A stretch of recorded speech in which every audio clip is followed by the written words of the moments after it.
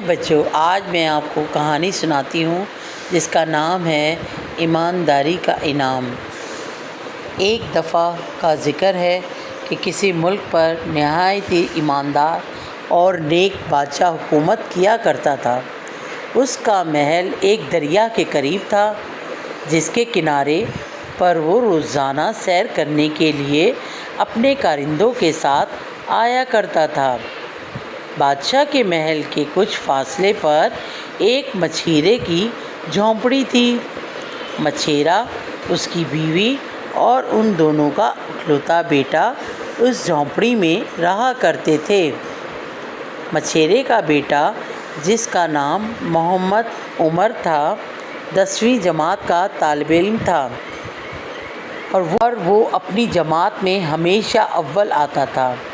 اسے آگے پڑھنے کا بھی بہت شوق تھا۔ ایک روز جب مچھیرا حسب معمول دریا کے کنارے مچھلیاں دیکھنے گیا تو اس نے دیکھا کہ ایک سرخ رنگ کی تھیلی پڑی ہوئی ہے۔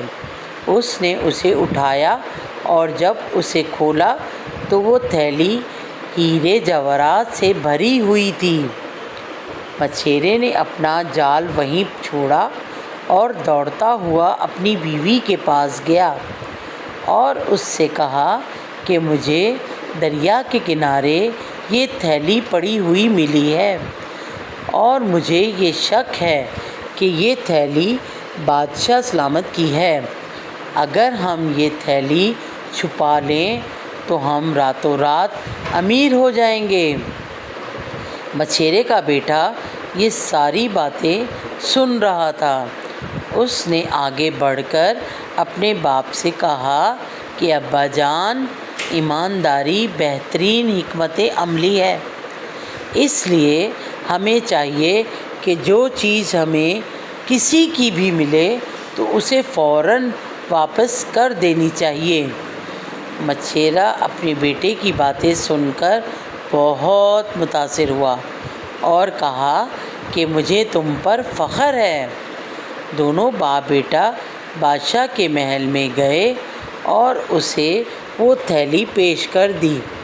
بادشاہ مچھیرے اور اس کے بیٹے کی ایمانداری سے بڑا متاثر ہوا اور انہیں بہت سارا انعام اور محل کے قریب رہنے کے لیے ایک مکان دے دیا۔ مچھیرا اور اس کا بیٹا بہت خوش ہوئے اور انعام و اکرام لے کر اس مکان میں رہنے لگے۔ پیارے بچوں، اس کہانی سے ہمیں یہ سبق حاصل ہوتا ہے کہ ہمیں ہمیشہ ایمانداری کا دامن مضبوطی سے پکڑے رہنا چاہیے اور ہر مشکل وقت میں حالات میں اللہ کا شکر ادا کرنا چاہیے۔